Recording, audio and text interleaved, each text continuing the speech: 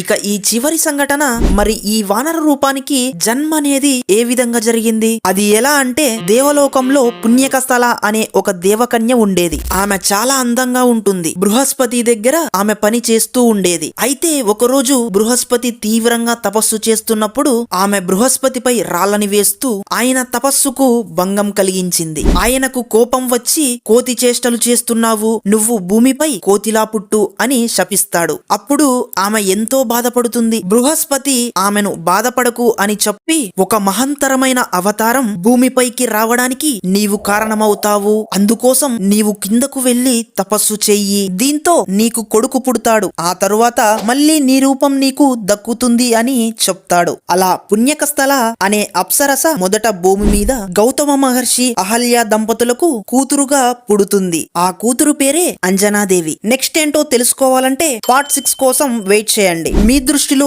హనుమంతుడు గొప్ప వీరుడైతే జై హనుమాన్ అని కామెంట్ చేసి ఈ వీడియోకి చిన్న లైక్ చేసి సబ్స్క్రైబ్ చేసుకోండి.